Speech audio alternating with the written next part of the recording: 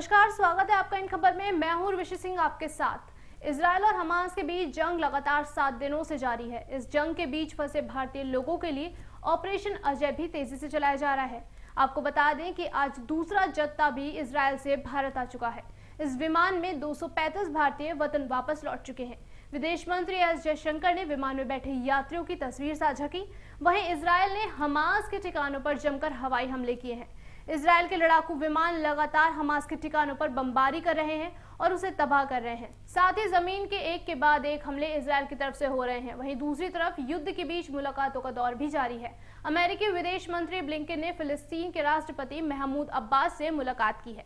वहीं भारत के केंद्रीय विदेश मंत्री एस जयशंकर ने सऊदी अरब के विदेश मंत्री से बात की। इसी बीच हमास पर इजरायल फाइनल अटैक करने जा रहा है। गाजा के बॉर्डर पर टैंकों ने मोर्चा संभाल लिया है, जिसके चलते इजरायल के अल्टीमेट के बाद गाजा से हजारों लोगों ने पलायन करना शुरू कर दिया है। इस वॉर को लेकर अब चर्चाएं तेज हो गई हैं, क्योंकि जहां एक तरफ दुनिया के दिग्गज देश एक एक करके सामने आ रहे हैं, अरब लीग के देशों ने भी फिलिस्तीन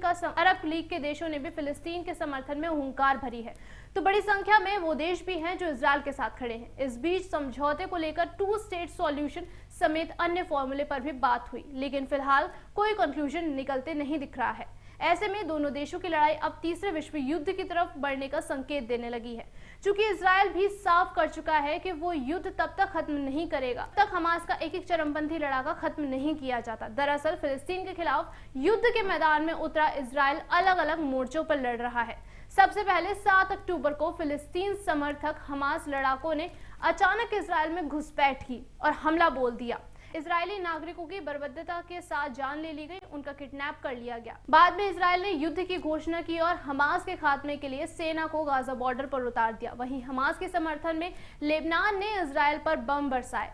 बाद में इजरायल के खिलाफ ईरान और सीरिया की भी एंट्री हुई। इजरायली सेना ने सीरिया के एलेप्पो और दमिश्क अंतर्राष्ट्रीय हवाई अड्डों पर रॉकेट दागे हैं। लेबनान भी हमास का साथ दे रहा है।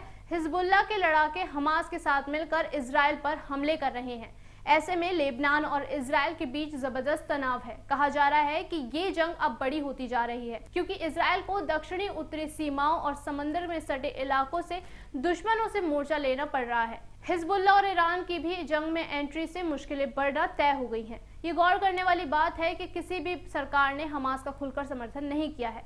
बता दें कि गाजा में बिजली और पानी की सप्लाई ठप है। इजरायल ने गाजा बॉर्डर पर चारों तरफ से नाकेबंदी कर रखी है। इजरायल का कहना है कि जब तक उसके बंदी बनाए गए नागरिकों को नहीं छोड़ा जाता है, तब तक वो गाजा में बिजली और पानी की आपूर्ति बंद रखेगा। वहीं गाजा पट्टी के पास रहने वाले लोगों के जीवन पर संकट आ गया है। यहाँ UN relief and work agency स्थानीय लोगों को कैंप में रखकर भोजन करवा रही है। हालांकि इस एजेंसी के पास बहुत ही कम मात्रा में खाना और पानी बचा है। ऐसी स्थिति में कहा जा रहा है कि गाजा पट्टी में मुश्किल से 12 दिन का ही राशन बचा है, जिससे कि लोग अब अपना घर मकान छोड़कर जाने के लिए मजबूर हो गए हैं। फिलहाल के लिए इतना ही। जल्द लौटते हैं तमाम जानकारियों के साथ। तब तक के लिए नमस्कार।